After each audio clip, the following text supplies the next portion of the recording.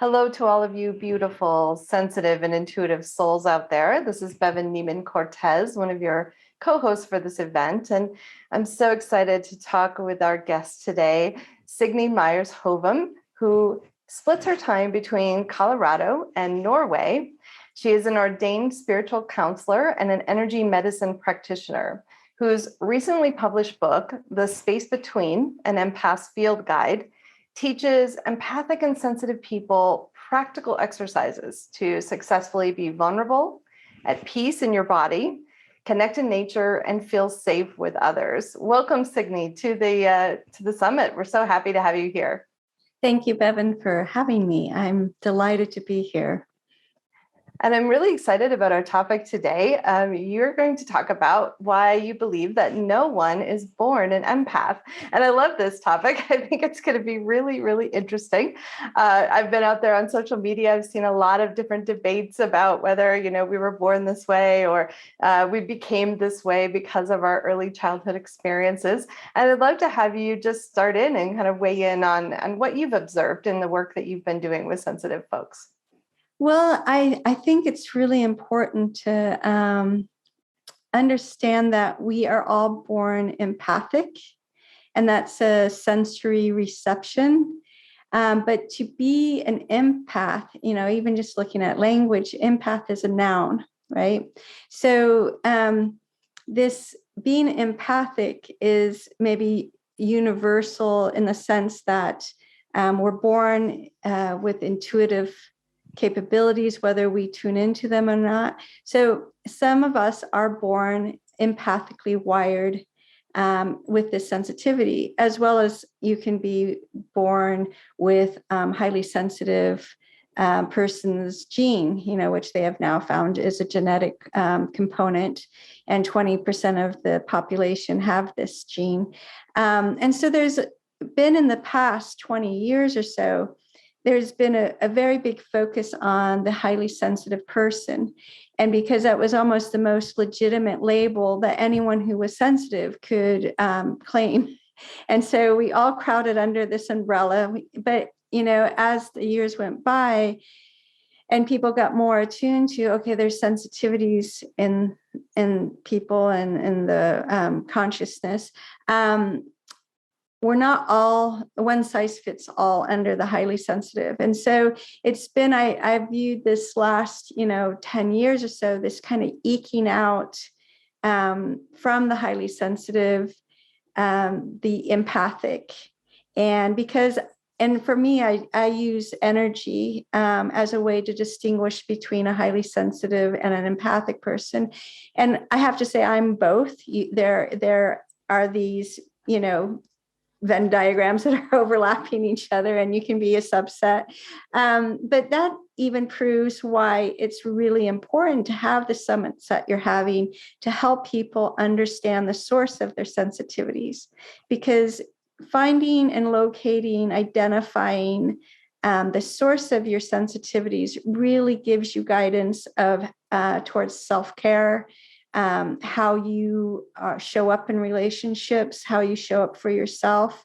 And so these conversations are just going to become more and more important to help people untangle, because there is a bit of a tangling going on. There's a little bit of a knot. And am I acting this way because of childhood trauma? And my nervous system has been programmed in a certain way because I was, trying to protect myself as a child. And so my nervous system acts this way. Or is it because I'm highly sensitive? Is it because I'm neurodiverse? Is it because I'm empathic? And so as we have all these kind of, cards out there, I like to kind of distinguish and just focus on the highly sensitive person and the empathic person. The highly sensitive person is sensitive to physical, light, sound, touch. There is something, a physical component that their sensory system is having to regulate to or overregulate with. And so it's kind of a startledness, energetically, the energy field of somebody who's highly sensitive and has been kind of triggered in a way is, it's a startledness and it's a closing in. Whereas an empathic person is picking up very subtly and through our subtle energetic bodies, impressions from the environment that doesn't have a physical, it doesn't have to be physically present in front of us. So that's why we can be in a room where there is no visual clues, and yet we can pick up on a sensation or an image or a feeling. We don't have that physical component. So it's energetically, it's a subtle energy, intuitive reception that we're dealing with. So I kind of like to start there as saying, what is the difference? Because we share a lot of the same kind of traits. We love nature.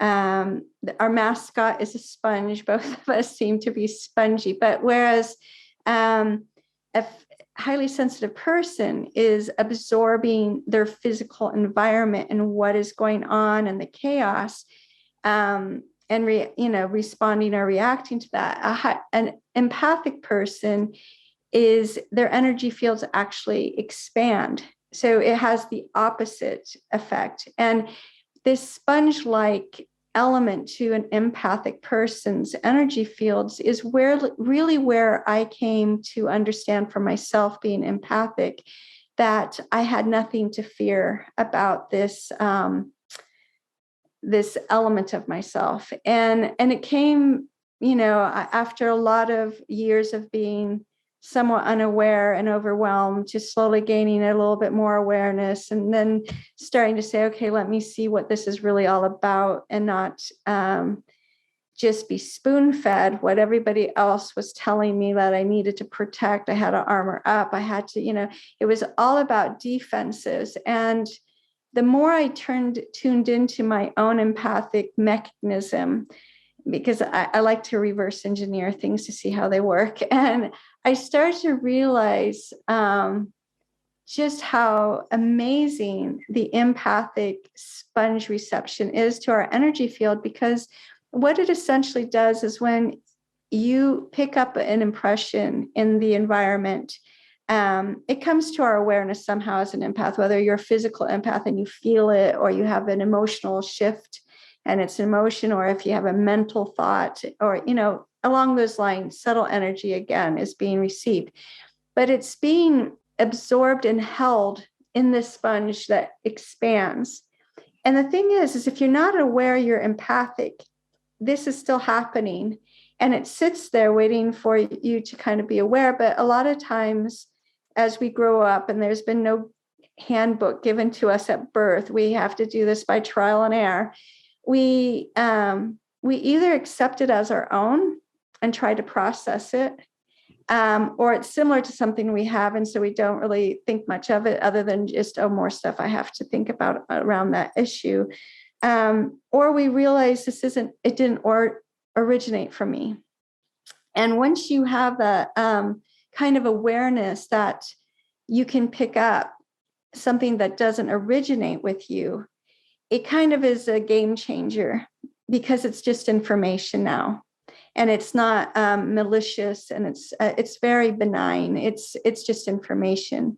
The trick is getting to accept that it's just information, even though you can feel it.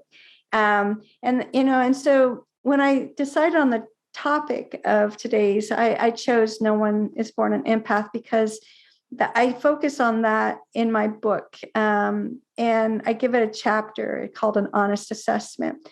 And I could have called it, and I almost did, an origin story. Like, what is your origin story as an empath? Because I think this is quite profound for each individual who identifies themselves as empathic and an empath. Where did they come to call themselves such? And for me, and there's a play on words here with origin, but it's when I discovered it didn't originate from me, that I really understood what being empathic was about.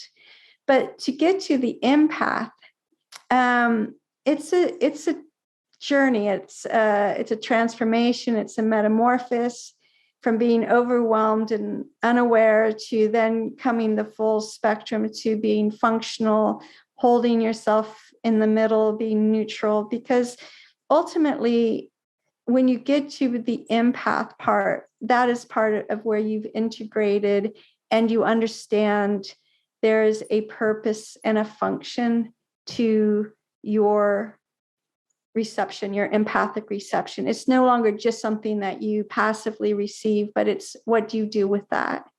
And it's I say in the book, if you identify as an empath, you're on a spiritual path, because by the time that you can confidently claim or state that you're an empath, you would have gone through a lot of self-development and growth. And if the prerequisite is you need to understand your own feelings, your own thoughts, your own life story, because your own life story is where your empathy is fueled from, a sincerely and genuine empathy based on your own life experiences. And that's why doing the inner work and figuring out the knots and the tangles and getting to the source of your sensitivities is really important. So this was a bit of a long intro, but that is the crux of why I say no one is born an empath. It's a process. It's ongoing. There's always more room for growth. There's always more room for mystery. But yeah.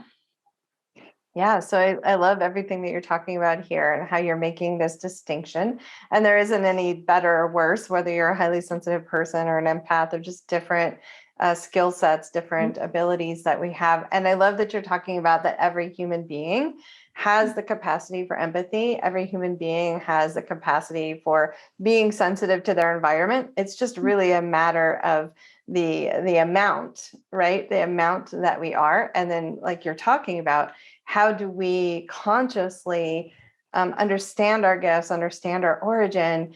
And I'd love for you to dive a little deeper into this idea between passive and active sensing, right? So you talked a little bit about how we just passively get this information, but then when we're actively sensing, or actively managing what that sensing looks like you talked about, oh, this is just a message, it's not personal to me.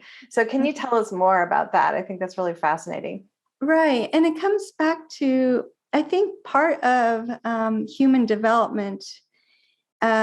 We really have lost a connection to our sensory self. Plato, I think, defined the five senses, and it was handy because it went on five fingers, and, we kind of got stuck there. And, but, our senses are passive. We smell, it comes to us. We see, it's always incoming.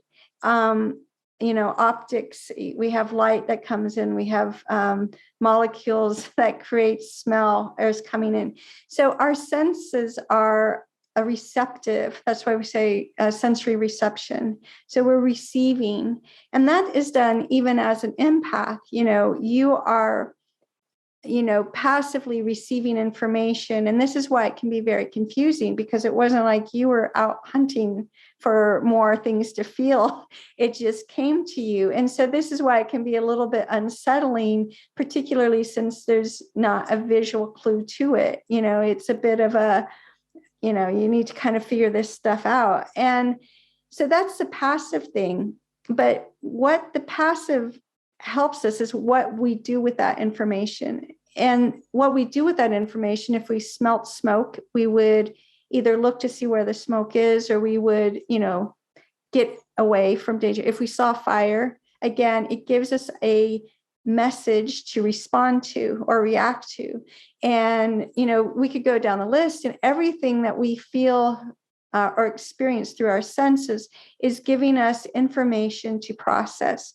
So when you go from being passively receiving information as an empath to crossing over into active, and active would look like you're going to go investigate it. You want a little bit more information about this. Why would I be feeling this? Is it someone I know? Is this mine to witness? Is this, a whole slurry of kind of prompts and questions come up to consciously be active with that impression. And so for me, when you go from being passive to active, and how you handle that active stage really puts you into the realm of an empath. Because to be a functional empath, you really need to have a clear understanding of many things, like how can you hold compassion?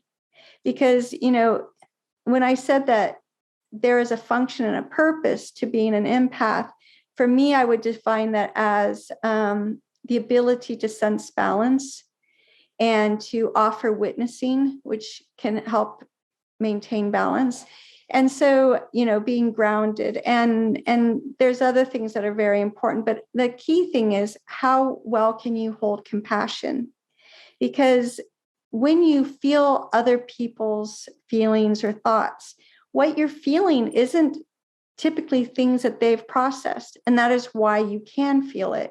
If somebody processes their own emotional content, there's very little residue out beyond them. So when you start to realize that what you are picking up is something that that person isn't even maybe aware of, whether in denial, doesn't have the capacity to deal with it, it gives you a chance to be compassionate. And the reason I stress compassion is because you cannot be in compassion and judge. And the key is to get out of judgment, because judgment is an energetic toxicity. The whole idea is you're going to be feeling things, but can you feel them and offer it compassion? And this is why I also, I say part of tweaking out empath away from empathic is that by the time that you understand your own life experiences, you've developed empathy, you've learned to accept yourself and offer yourself self-love, and then you're able to be open to witness others and offer compassion. And so for me, there is a built-in element of service to an empath. And if you are not, if that's not your thing, there's no problem. You can still be empathic. You can still feel passively. You can do a lot of what, one of the recommendations is to observe and not absorb. A little hard for an empath because that's how we get our messaging. We do absorb enough. But the key thing is you can acknowledge it. I feel this. It's not mine. And then let it go. But even just acknowledging it is freeing up your energy, and so you have to ask yourself, how much of your empathic receptivity do you want to engage in? And this is kind of the rub, as Shakespeare would say. The longer you ignore it or deny it, it just gets more intense, and until it brings you kind of humbly to your knees and like, okay, I need to accept there's more to me than what I've allowed myself to understand or know, and let me go know that part of myself. I love that you're sort of making this distinguishing between just passively receiving, and maybe there's a lot of unprocessed stuff inside of us when we're in that place, and I've definitely been in that place, and then actively taking your gift out into the world and finding a way to serve with that. And this idea that you're bringing, that anything we're feeling is someone's unprocessed trauma, emotions, thoughts, whatever that is, maybe they're not even aware of it, is really eye-opening, right? It really helps us to understand, oh, wow, okay, so everyone has things that are unprocessed. We all have that. We're all working through these pieces. And I feel this, and that is a journey that that person is on, and that helps us maybe. I think this is what you're saying, Signe, is that it helps us to say, wow, this isn't as personal to me. This isn't, and it's not necessarily my responsibility either. And it's really, I'd say, impossible to process somebody else's stuff for them. And I think a lot of times early on an empathic arc, and when you understand, you can feel different things. We talk about boundaries, but I point out in my book that, how is it for an empathic person who feels something from someone else?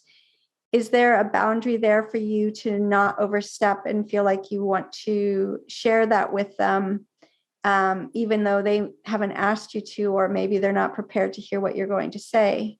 And so there's a lot of responsibility that comes with knowing yourself and knowing your motivation of why you would share something with somebody else, especially if they're not aware of it, and or maybe they're in denial, or they have shame, or they have something. So, because I've experienced that with people, you get like you have new tools and you want to use them.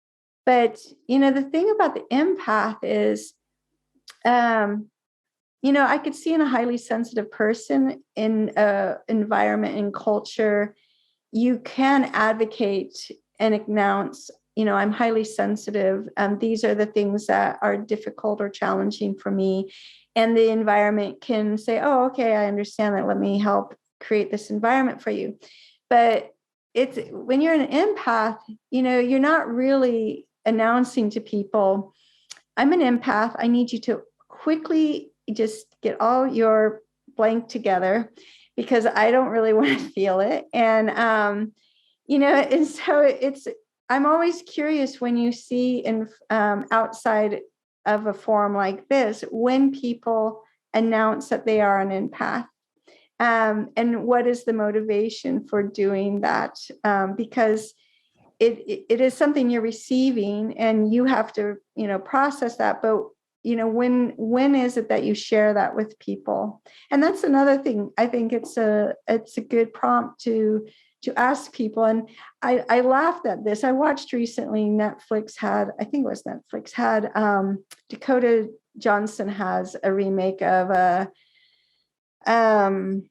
Jane Austen work, I think Persuasion maybe. And one of the characters, it's fairly modern, but still set in the old days. And so one of the characters is this very slightly obnoxious, self-centered person who declares that she's an empath and therefore needs to be catered to and pampered. And it's a kind of a tongue-in-cheek making fun of, I think right now, the buzzword of being an empath out there in the social media world.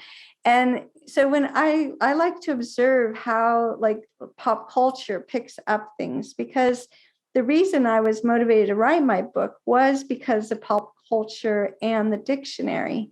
The dictionary puts the origin, back again to origin story, puts the origin for the word empath into science fiction and fantasy. And when a resource and an authority like the dictionary limits a person's ability to identify with themselves and their sensory nature, something has to be done. And so I really wanted to call out how misleading the definition is. And I point out the hypocrisy that spaceship was first mentioned in a science fiction book over 100 years ago, before there was ever a spaceship ever developed it. But if you look at spaceship, it doesn't say origin science fiction. So I'm really sensitive to see what happens with language out into the mass consciousness. And so when I started to see that there's a little bit of a backlash to using the word empath, it really also made me feel for the empathic people who maybe feel they have to jump straight to identifying themselves as an empath before they fully understand that this is an energetic, intuitive component to them. They need their human and their spirituality to kind of come together. And a functional empath, I use words like integrate, unity, grounded, all the things you can think about somebody who is, in control of their own energy and is aware of their own thoughts and their feelings and remains open-hearted. This to me is an empath. And so I hope I expanded a little bit there for you. Yeah, I love that you're bringing this forward because, I'm a huge Star Trek fan. And of course, I loved the characters that were empaths on that, not really understanding that later in my life, I would then identify as such. And I think for me, and I can only speak for myself, the reason that I am so public about being an empath is that people like us have been ostracized or minimalized for so many years. And so for me, there is definitely sort of an activist component to that. Now, why other people may identify as such publicly is of course individual. But for me, it's like, no, I want to stand and say that it is fine for my way of being. It's fine for me to have these gifts. It's real. It's not just something that's in a science fiction movie. And that was really my motivation with that. I love that you're diving even deeper into these origins, right? These origins and how, and what I hear you saying is that everyone has this very individual journey with their empathic skills, right? Just really diving into your own self, your own reasons, your own motivations, your own childhood, all of those pieces, and saying, where do I really want to show up? I'd love to hear you just talk a little bit more about that. Yeah, because showing up for an empath is a very kind of quiet presence. It doesn't get a lot of fanfare. A lot of people are totally unaware that an empath could be in the room and sensing all the things that they're sensing and offering to witness it. And by witnessing, you're not trying to fix anybody. It's just that compassionate, oh, this person, there's an element of sadness around them. I'm not going to invade their privacy and try to figure out what that sadness is about unless they, know that you're empathic and they want you, to help them. And a lot of, I think, the spiritual leaders we have today, are empaths. I mean, or shamans, or, in some way there's this empathic nature to them. And this is how they make connections. And we as empathic people, we don't have to theorize that we're all connected, because for some, it's a very lofty theoretical understanding that, we're all one, we're all connected. But for an empath, it's a reality, that we feel through our nervous system, that we experience when we walk in nature, and that deep connectiveness we have with the earth. Or, so the journey is a splendid one, but, it can look messy at times. And I think that's what I would advise people, is that the level of your messiness on how you have accepted your life and what has happened and what you have done with it is highly important to freeing you up to get more in tune with your empathic. And it's kind of, it's like you have to do that first. The prerequisite for self-love and self-acceptance cannot be overstated, because if you go inward, your empathic reception actually tunes down. It's like this wisdom, this innate wisdom of, oh, she's going inward. She's going to look at what that issue is and where it is coming from, and see how to resolve it. And so we're going to support her and not like throw a lot of other things on you. So it's this very beautiful relationship you start to have with your sensory nature. And I like to, demystify a lot of this by saying that empathic people are they have the ability to have a larger conversation with their environment than most. And when you look at it as a conversation, what makes a good conversation? Good listening skills. And And then also, following up, is there an active component needed here to witness and balance out something? So, it's, write your origin story, right? And be, I journal a lot, and I journaled a lot as I went through my kind of awakening. And I also built myself a glossary, a body glossary, so that I get information faster now, because I took control and said, okay, this is my life. I have the authority over my energy. And when I feel this, it typically means that, and it's like a lab book. Well, life is a bit of a lab, we get to go in there and be alchemists. And part of our tools is this extended conversation. It's so funny you say that. I actually call my life the intuitive laboratory. And I'm like, it's all just an experiment. I'm going to try this and try that, and then I'll see what happens and then make modifications. But I love what you just brought forward, this sort of body glossary where you understand, okay, if I'm having ringing in my ears, here's what this means. If I have a pain in my left knee, here's what's coming up for me. I think that's just so empowering. And each person could, who's listening right now, could literally create something like that just by asking, just by sensing in, okay, why is this sensation, this message coming through for me? I love it. And really, Signe, you talk a lot in your book about the arc of the journey of an empath, from being sort of unaware, just a passive receiver, overwhelmed, to being highly functional and embodying our nature and having this larger field of perception. So what does that actually look like for people who are listening and thinking, I wonder where I am on that arc?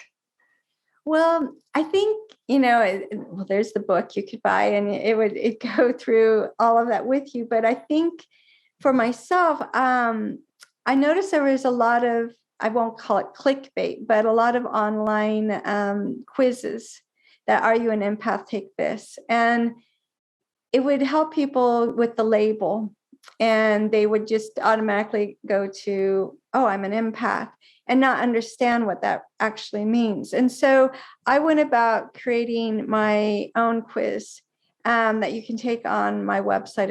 It's got a link at the top. And the reason I did this is I wanted people who took the quiz to get a pretty detailed description of where they are. Are you just HSP? Are you a combination? Are you an unaware empath, but you're also HSP? I tried to do as many permutations as I could on that scale and so you're sent to, yes, I take your email. I admit up front, you to get your results, you give my email, but they're also, all of those are listed as blog posts on my website. So if you want to just go peruse all the different labels on that spectrum, you can do that. But what I wanted to say, and if this is a good time to do it, rather than take a quiz that kind of identifies traits like, yes, you're sensitive to people's moods, you mirror other people's behavior, and there's a few traits in there that are easy to tick off, and then yes, voila, you're an empath. But I don't mean to be too cheeky, but what I would like to say is I have a few prompts that I think should be asked instead, for people to really kind of understand, are they fully onto the empath end of the scale? And that is, first question would be, do you feel you have authority over your own energy? And, do you know where your thoughts are? Do you know how your self-talk is? Do you shut down easily? And empaths, and highly sensitive people, we kind of learn how to shut down it because we need to break away from what's ever too chaotic for us. So trying to get away from the knee-jerk shutdown to being able to be, able to stand your ground, meaning be grounded, be able to receive the information. It doesn't mean you can't remove yourself, but you're not fleeing. Your motivation is not to escape. You're just being smart and self-care and saying, you know what, I'm going to take this over here and process it over here.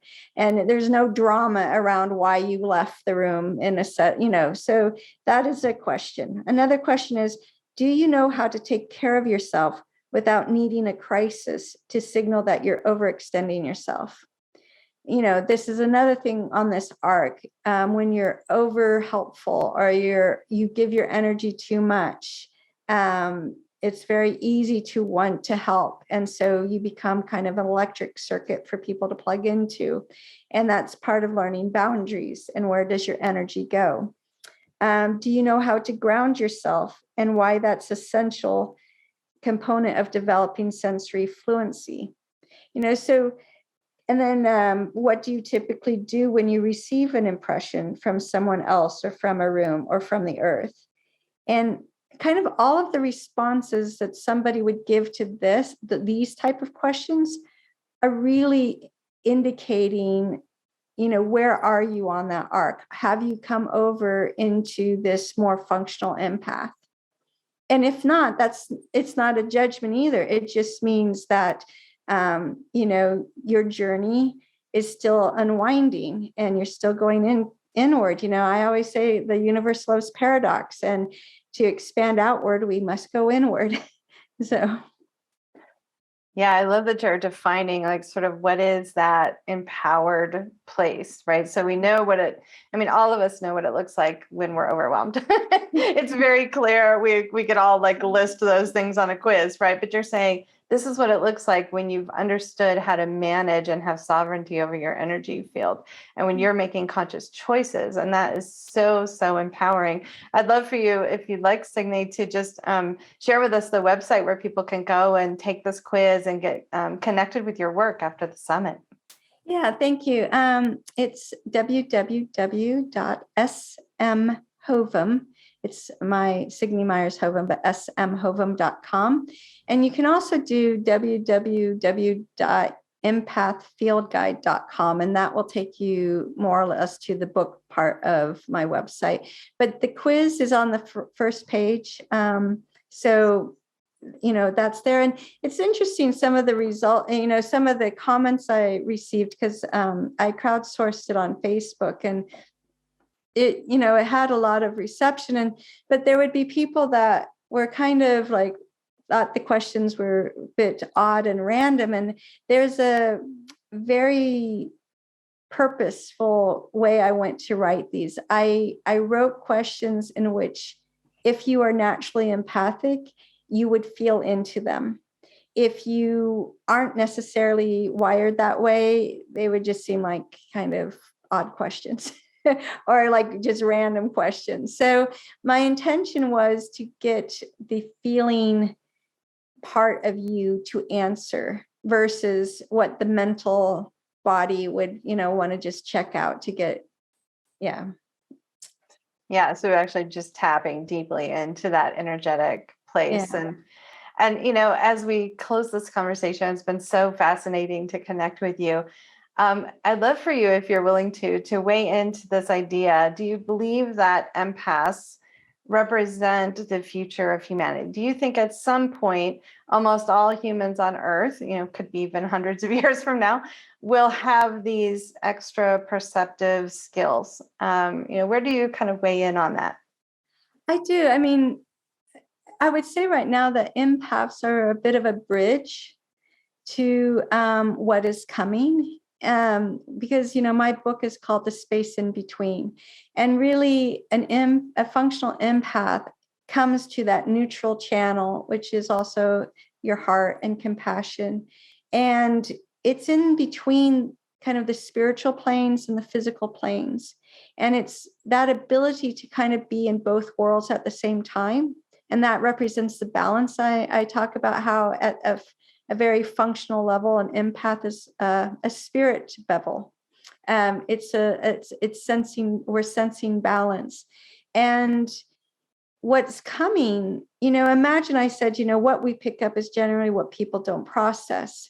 So imagine a civilization, humanity that is processing their own emotions, that they're not scared of their emotions. They are not scared of connecting, because conversations, community, all of this is about connection. And what is connection is also empathy and compassion. It's like coming together. And so I really do feel the more we embrace having spiritual maturity, not projecting on people, not passing judgment, coming to self-love, coming to understand that we are one. What I gain, I want to share and have other people gain as well. I think I read it maybe in a Marianne Williamson book. You cannot have what you do not wish for someone else, and that's a very profound, energetic, tenant. And it really helps you to look at your relationships of, are you in equilibrium with that? And if not, well, there's your work. Yeah, I just am sitting here imagining what it would be like to live in an entire civilization where people are all owning their own work, doing their shadow work. I'm like, it sounds incredible. And I feel like we're role modeling what that looks like as we take this path for others. Thank you so much for being here, for sharing your wisdom, your perspective. I look forward to connecting more deeply with your work personally. And we just appreciate you being here and lending all of this to the summit. I'd like to highlight that I'm going to have a 5-6 week workshop starting in November. And it's like a book club in which I will, join over Zoom with, people, readers of the book, and we'll take one part at a time. There's 5 parts. And it gives, question and answers, and it allows people to kind of discover for themselves a lot of these topics I'm talking about today, about self-discovery, self-awareness. And beyond that, I would just really like to thank you, Bevan, for inviting me to be here and sharing what has been a passion for me to really touch each and every empathic, sensitive, intuitive person who's watching, and let them know that, life is a joy and a mystery, and, go explore.